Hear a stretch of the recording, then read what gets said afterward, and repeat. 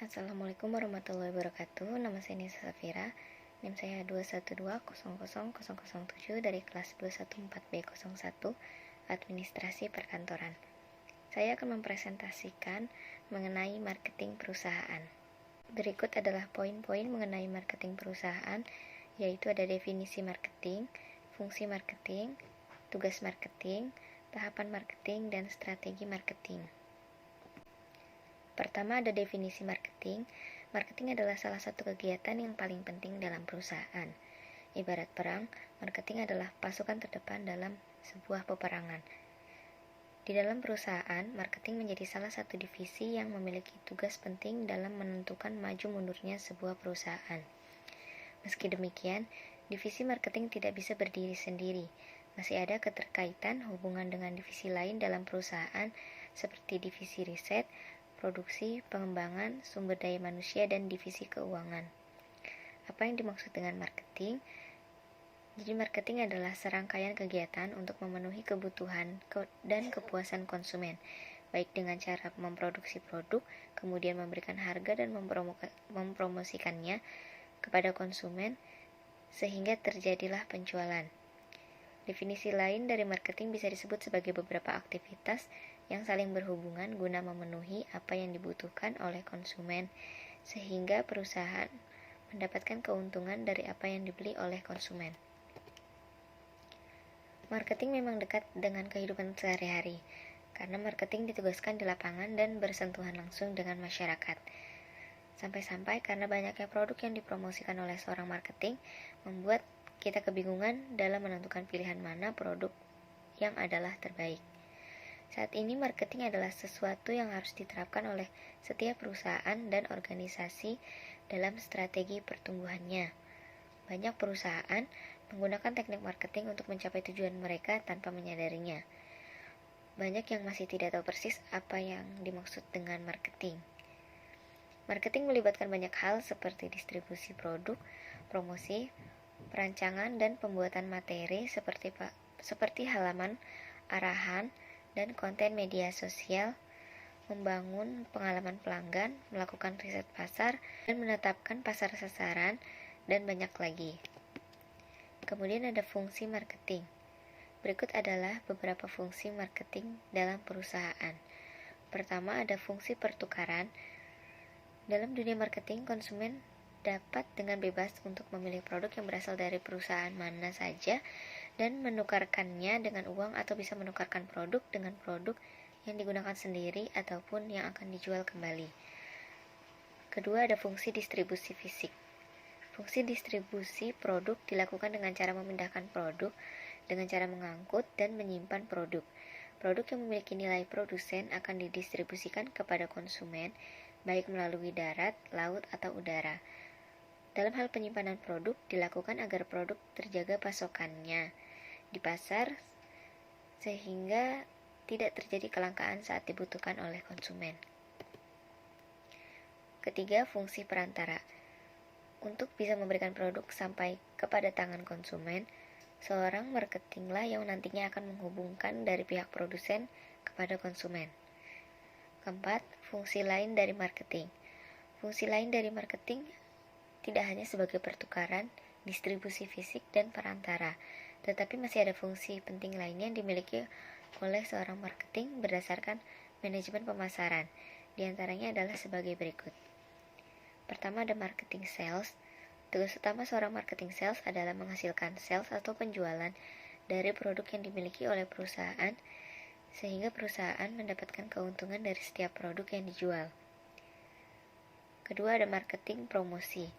Marketing memiliki tugas untuk mengenalkan sebuah produk kepada masyarakat luas agar produk yang dimiliki perusahaan bisa dikenal. Kemudian ada marketing riset dan pengembangan. Marketing memiliki tugas untuk mencari informasi dari sebuah produk yang dibutuhkan oleh konsumen atau melakukan pengembangan produk yang sudah ada mengenai kelebihan dan kekurangannya, kemudian melaporkannya semua kepada perusahaan agar segera ditindaklanjut. Kemudian ada marketing communication. Marketing memiliki tugas untuk membuat hubungan yang baik antara perusahaan dengan konsumen. perusahaan dengan masyarakat sekitar, dan perusahaan kepada pihak yang terkait dalam bisnis. Selanjutnya ada tugas marketing. Selain memiliki definisi dan fungsi, marketing juga memiliki tugas utama yang harus dilakukan agar bisnis tetap bisa berjalan. Pertama, sebagai orang yang pertama kali mengenalkan produk yang dimiliki perusahaan kepada masyarakat, terutama pada produk-produk baru yang membutuhkan banyak promosi. Kedua, bertugas menjadi orang yang menjualkan produk perusahaan kepada konsumen, sehingga perusahaan mendapatkan keuntungan dari setiap produk yang dijual. Ketiga, bertugas untuk mencari informasi dan menyampaikannya kepada perusahaan mengenai kelebihan dan kekurangan dari sebuah produk yang dijual. Keempat, bertugas menjalin hubungan baik antara perusahaan dengan konsumen. Kelima, bertugas menjadi penghubung antara perusahaan dengan lingkungan sekitar. Selanjutnya ada 4 tahapan dalam marketing. Perusahaan harus melalui beberapa tahapan marketing untuk memastikan produk atau layanan mereka siap untuk dijual. Pertama ada ideation. Marketing dimulai saat Anda mengembangkan ide untuk produk atau layanan. Sebelum meluncurkan produk atau layanan, Anda harus memutuskan apa yang Anda jual, berapa banyak yang tersedia, dan bagaimana itu akan dikemas dan disajikan kepada konsumen. Kedua ada riset dan pengujian. Sebelum Anda dapat mempublikasikan ide Anda harus melakukan riset dan pengujian pemasaran. Departemen pemasaran biasanya menguji konsep produk baru dengan kelompok fokus dan survei untuk mengukur minat konsumen, menyempurnakan ide produk, dan menentukan harga yang akan ditetapkan. Meneliti pesaing Anda dapat membantu Anda menetapkan harga yang optimal dan menghasilkan ide untuk mempromosikan merek Anda di pasar yang ada. Ketiga, periklanan. Informasi yang Anda kumpulkan dalam penelitian akan membantu Anda menentukan strategi penjualan dan membuat kampanye periklanan. Promosi dapat mencakup berbagai bentuk media, acara, iklan langsung, kemitraan berbayar, hubungan masyarakat, dan banyak lagi. Sebelum memulai kampanye periklanan, tetapkan tolak ukur konkret yang dapat Anda gunakan untuk mengukur seberapa efektif kampanye periklanan tersebut. Keempat, menjual. Tentukan di mana dan bagaimana Anda berencana untuk menjual kepada pelanggan. Perusahaan produk konsumen misalnya menjual ke grosir yang kemudian menjualnya ke pengecer. Di pasar industri, proses pembelian lebih lama dan melibatkan lebih banyak pengambilan keputusan. Anda dapat menjual secara lokal, nasional, atau bahkan internasional, dan beberapa perusahaan hanya menjual produk atau layanan mereka secara online. Saluran distribusi dan penjualan Anda mempengaruhi siapa yang membeli produk Anda, kapan mereka membelinya, dan bagaimana mereka akan membelinya. Selanjutnya ada jenis-jenis strategi marketing.